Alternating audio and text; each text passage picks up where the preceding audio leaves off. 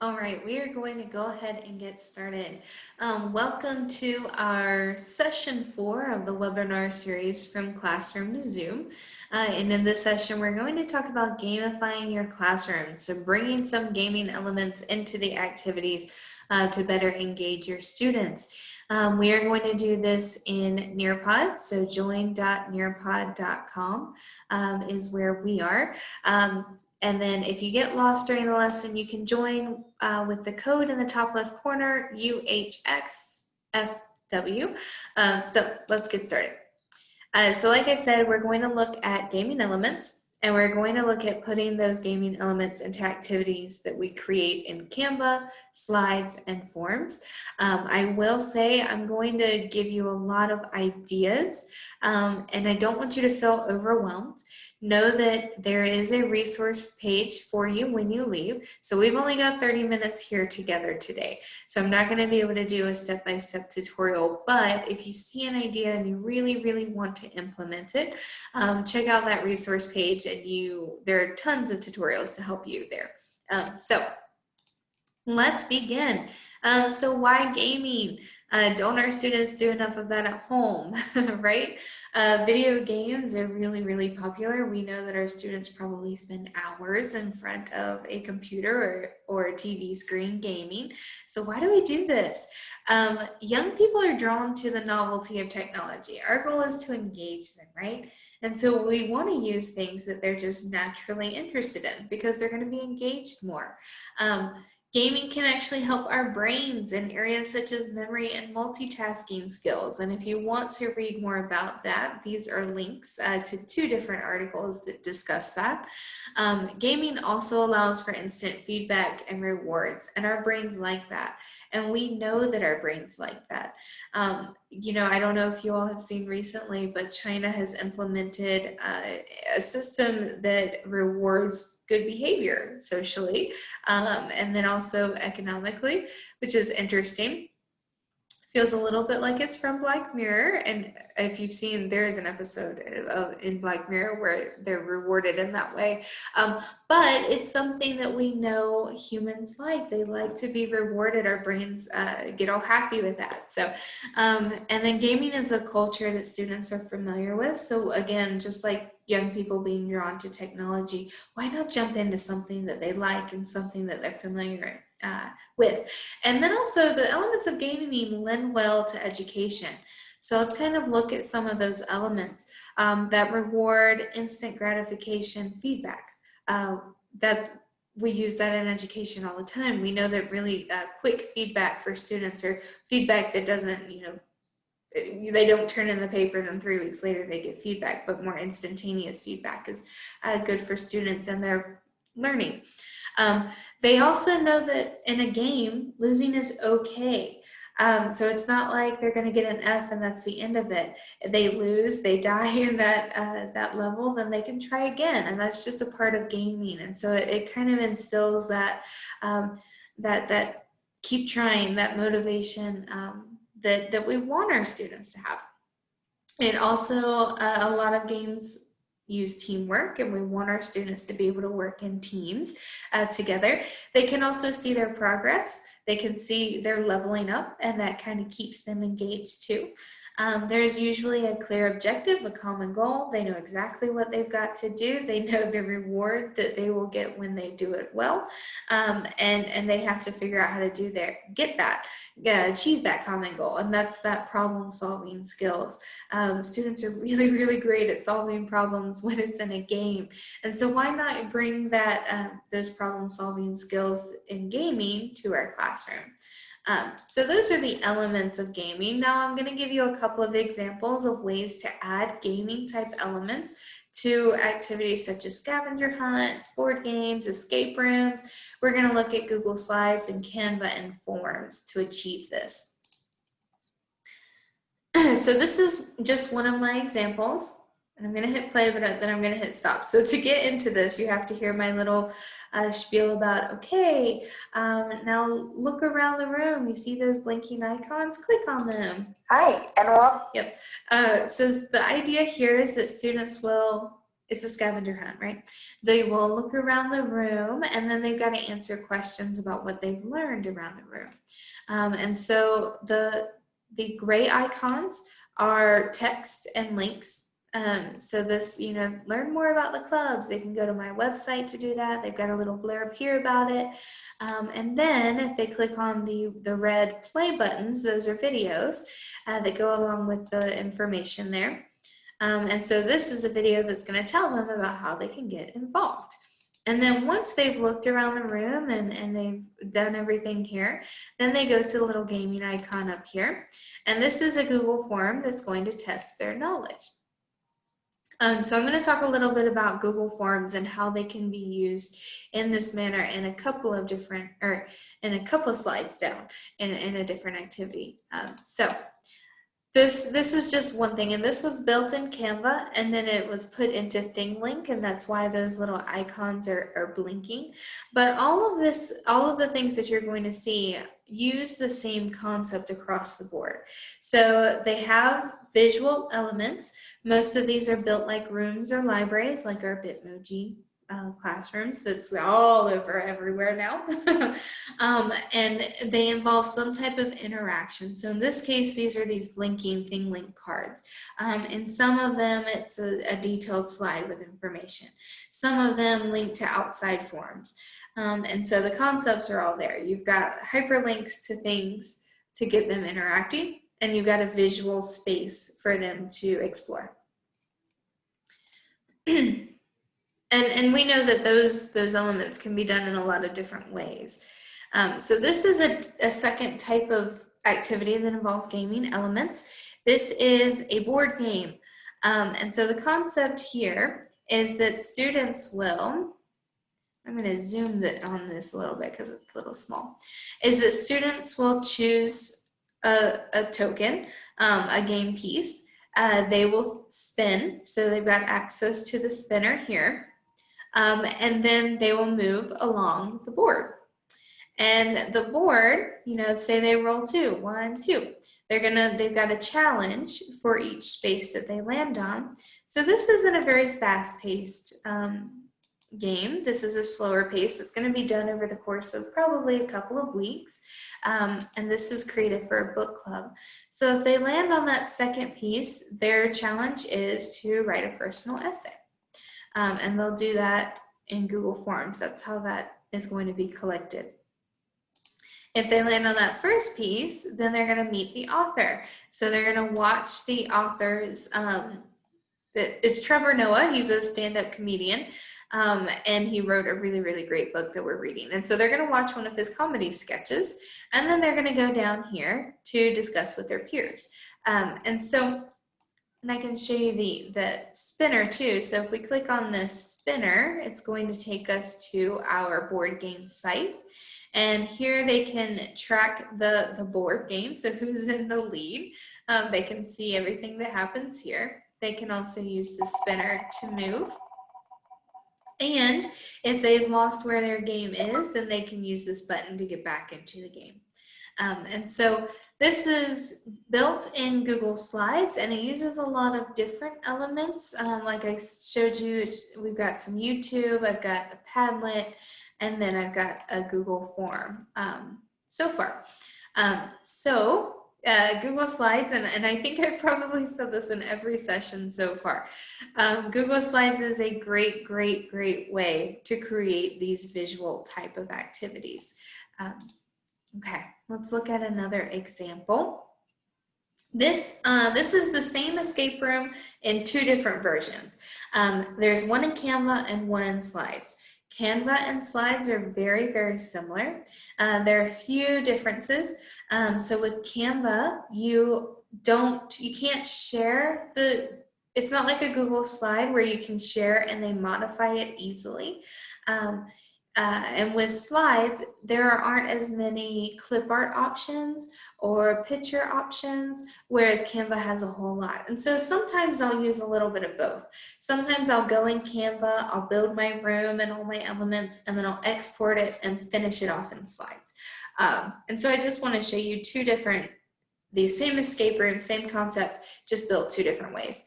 So we're going to click on this Canva one first. And if you've never been to an escape room, basically you're put into a room. There is a lock on the door. You are with a group of people that you may or may not know, and you are expected to look around and find the clues that will eventually lead to you being able to get out and unlocking that door. And so students land on this page. The idea here is that they play this audio first, and it's just saying them, oh, hello there, you have entered the escape room, and it's giving them some instruction. So they'll hit the arrow to go to the escape room. And you can kind of see this is just a room, right? And there's no indication of anything other than this big blinking arrow. Ooh, lost my word there for a second. Arrow. So if they click on the arrow, or not on the arrow, but on the scroll that the arrow is pointing to, they have discovered what their challenge is. 6 challenges these shall face. Master the suite and reap the rewards. In 40 minutes, will you be free or still behind lock and key? So that's that clear goal, clear objective. They know what they're doing. Okay, I need to unlock this door. So they might click on the lock and they realize that it's a riddle. A blank, blank, blank, blank, blank is blank. A blank who blank one more blank. So they have to figure out how to get this open somehow. And each of these, and I'm going to show you behind the scenes, but this is pointing to this lock, and this is a Google form. And I'm going to show you a little bit about those Google forms. And so within this room, there are 6 challenges, 2 things that are totally irrelevant. They're just kind of fun memes. I think this is, oh no, and then there are a couple of hints. So if I click on this, I see 24 is a lot you see. Clues you will find along the way. Best write them down lest your brain forget. So just a little hint or tip there. Let's see, I'm trying to remember where I put my fun, I think they're funny memes to throw them off a bit. Was it the coffee cup? It might have been the coffee cup. Okay, so I keep hitting the escape key, but I'm still here. So I just added a funny meme there because memes are funny, right? So this again tells them that they're collecting 24 things. And so there are 6 challenges here. And with each challenge, they'll collect some letters that are going to help them answer that riddle. And so one of the challenges is here. So, ooh, a new challenge time. You can't Google your way out of this one. And they're going to click to get into the challenge, and it's a Google form. And so this Google form is built so that you have to get all the answers right. And then it'll give you the clues. So let's see. You need to find a specific type of source. When you use Google, what is the option you cannot narrow your results by? So I got it, so I'm going to hit next. Now, if I get it wrong, let's see, I'm going to choose option 2. It's going to tell me, uh-oh, try again. So I got that one wrong. I think it's this one. I can't remember my own answers sometimes. You got it, next. And so I think there are 3 questions here.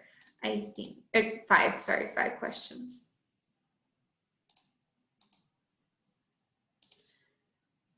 Which statement best accurately describes an extension? You got it. And then last question, choose the false statements. Statement 1. And then I'm going to hit submit, and it says your clue is ELED. So I'm going to write those down, and I'm going to continue collecting those as I go along. If students, for whatever reason, get stuck, there are 2 resource banks that they can find. One is here. Oh, nope. That's not one. One is here in the backpacks. So these are some tutorials to help them with each of the tools that they're going to have to master. And then one is here on the book stack, and these are some written tutorials that they can read to help them with the tools that they're going to have to master. So once they've mastered all of the skills, they go back to that lock. They should have all 24 letters that they need to fill in that that riddle there, and then they're done. So that is the concept of the escape room. And the same thing, if I go back to my Nearpod, is built in slides. The only difference is is the application.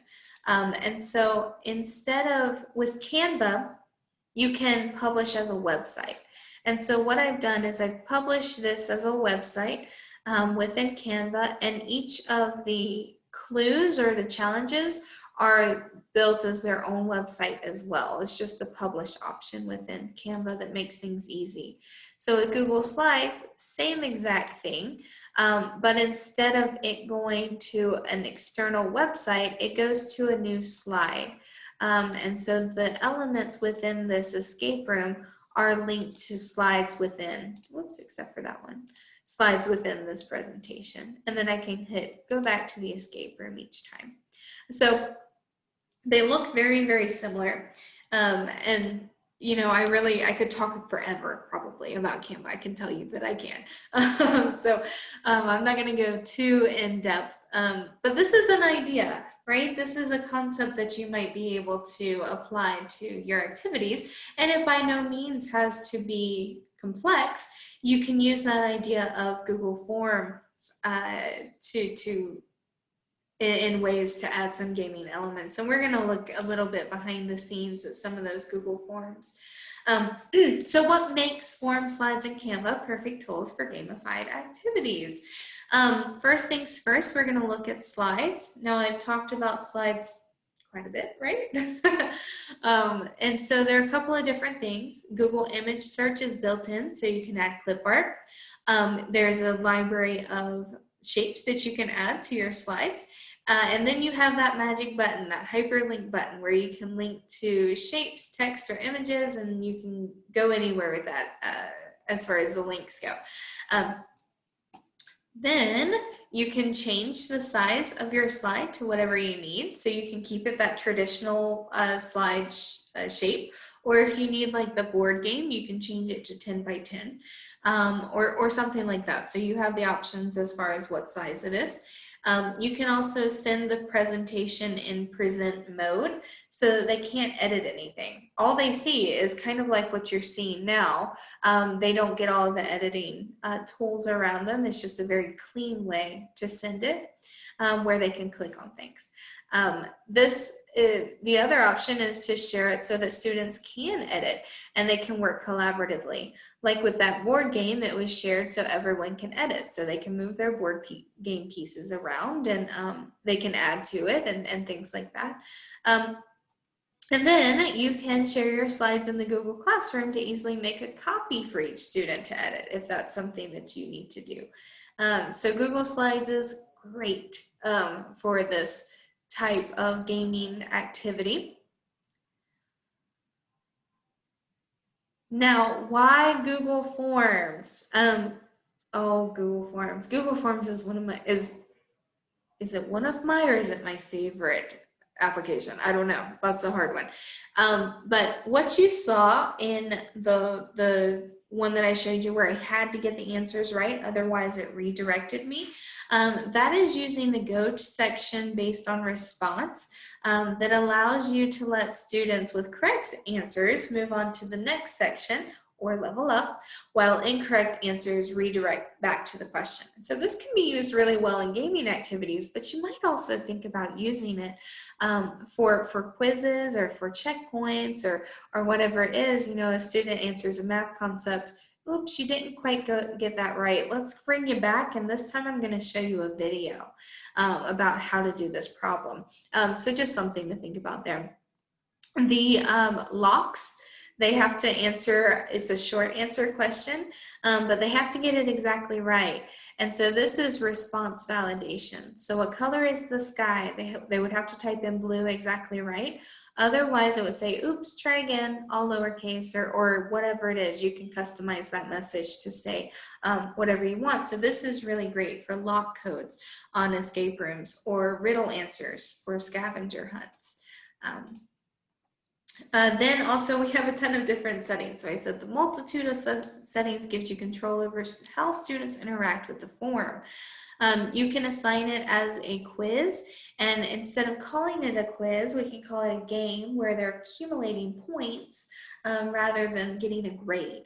And so that's something you could do there. You can also share the form with a link. So anything that you can add hyperlinks to, like a Google Doc, Slides, or Canva, you can link a form to. And that makes it a really easy way to share Google Forms. Now I want to look at the inner workings behind a gamified form so I can kind of show you what it looks like. This is that scavenger hunt. They had to go around and kind of learn about the library, and now they've got to answer questions. And so this first reference question uses the go to section based on response. So I've got just a multiple choice question here, and based on that response, they go to different sections. So if they choose a wrong answer, it says go to section 3, which is the try again, and they get my little sad ice cream cone face. But if they click on the right answer, they go to section 4 and they get my, woohoo, green light, and they get to move to the next one. So that's what go to section based on response looks like. We can also look at the response validation. So this is the riddle, and they've got a short answer here. And I've turned on response validation. Response validation is here. And there are a few different things you can have. So this tells me I need the text to contain tigers. And if they get it wrong, they get the response, uh-oh, keep trying. But as you can see, when I click on things, I can make it so that it's a number, has to be a certain type of length, or it's a different type of expression. And I can change that so that it contains or doesn't contain. It's an email address, a URL. And so that gives you a lot of options there as well. Finally, and this isn't turned on for quiz, but I can make this a quiz, and then I can give them points for each question, so they rack up points, and maybe a certain amount of points means that they've leveled up or something like that, right? So that's kind of the inner workings behind Google Forms and why it's so great for your gamified activities. Let's look at Canva. So Canva, very similar to Google Slides. In Canva and in Google Slides, you can create visually appealing different things. So you could create visually appealing rooms, you can create flyers, you can create board games, anything like that that uses a lot of multimedia. Canva, though, has a big library of clip art that is very nice looking. And so this is the big difference for me with Google Slides. So a lot of times, like I said, what I'll do is I'll build my whatever I'm building in Canva and export as an image and then finish it off in Google Slides, just because the visual elements are just much better in Canva. Canva Pro is free for teachers. This is a link to that. And just like with Google Slides, you can start with whatever size canvas you need. So you can create the size there. There are a lot of different options to publish your designs. The options are much larger than Google Slides. It has built-in where you can publish as a website, you can export as an image, as a PDF. Canva has printing options built in. I know we're talking virtual here, but Canva's printing options are actually really great. And so and you can embed. So it'll give you an embed code too that you can put on your website, which is a very cool tool. And then of course it has this magic button as well. So you can hyperlink outside sources to images, shapes, or text. So let's see. Those are your 3 tools. And now I cannot end this session without talking about Bitmoji. I think that Bitmoji really just gives you a gamified element to it, right? Because it's your avatar, and I can click on my Bitmoji extension here to show you. There are all different things your Bitmoji can say. So I've got some so excited. Let's see, I wonder if there's a level up, but you can search. Oh, look, level up. So I can add that level up image into my gamified activities to give students an extra layer. So creating your Bitmoji is really, really easy. Step 1 is to get the app. So you do have to start Bitmoji on your phone. And these are links to either the Apple iPhone app or the Android app. You would create your Bitmoji there. A lot of options. You can change what the hair looks like. You can change the clothes, your face, all sorts of things. You can really make it look like yourself. And then step 2 is to add that extension to Chrome. And then you can literally, when you're working on Google Slides, you can hold it and drag, and it will add it to your Google slide right there. So super, super easy with that. All right, so here's my question. What are your questions? If you'd like some more help setting up any of the activities, you can hang out with us after. I will be happy to go through some of those step by step because I know I gave you a lot to think about in this one. So our questions. How do you send Google Slides in presentation view is one of our questions. So to send it in presentation view, let me see if I have a Google Slides open. No? All right, let me find a Google Slides. This one. To send it in presentation view, I am going to do one of 2 things. I can hit share, and remember presentation view is where they don't have all of this editing functions. It just gives them a clean, clickable copy of the slides that you created. I can copy this link, and I need to make sure that it says anyone on the internet can view it. So copy that link here. And then I'm going to paste it, and I'm going to delete up all the way, taking away edit, and change it to present. And that is going to give me that clean, clickable copy. I'm going to change that back because I think this is the one I have for my students. So that's how you would do that. There is one other way to do that. So you can hit the share and then modify the link, or you can go to File and then Publish to the web. Publish to the web. Come on, work with me here. Okay, publish to the web. Then this will give you a link. Now here's the thing, it will auto advance your slides. So if it's a slideshow where you want the slides to move, that's fine. But if you don't want them to move, then I wouldn't use this way. I would use the share link. But I can hit publish and it'll give me a link, and then I can share that link. Either way that you share it, any updates you make to the document will reflect it, so you don't have to worry about re-sharing the link again. All right, next question. I heard that Google Forms has a feature that does not allow students to search online to prevent cheating. Is that correct? It is. So if you want students to complete a Google form and you don't want them accessing the internet outside of the Google form, you don't want them cheating, then we can go to settings, quizzes, and then this button here, it's called locked mode. And so in locked mode, they can only access the quiz. They can't open other tabs until they exit out of the quiz. The thing is, they do have to have a school-issued Chromebook for this to work. If they don't have a Chromebook, they will not be able to access the quiz at all. But that is a really cool tool, especially when you want students in one form and you don't want them kind of moving around. I think those are all the questions I got. So I'm going to head back to my Nearpod And of course, I want to show you this last screen once again. So a few things on this screen. Our next session is going to be about student creation. We're going to look at Google Sites, Google Tours, and Google Docs to get students creating. And that is Tuesday, September 1st at 5. So please join us. You can use this link here to add it to your calendar. This orange box is that resource guide. So I gave you a whole lot. I know I did.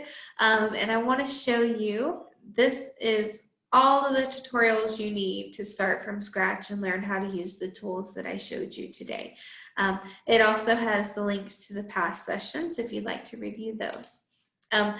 Also, we want to know what you're doing, so share your best practices with us. Our last session will focus on these best practices. We're all in this new virtual teaching world together, and so we want to know what works. Tell us.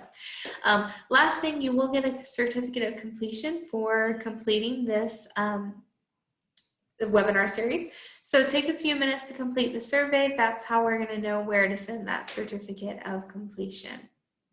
So, like I said, thank you all so much for coming. I appreciate your time. I hope you got something from it. And if you want to hang back with us at the end, we'll kind of go step by step with you or answer any other questions that you have. So thanks again and have a great rest of your evening.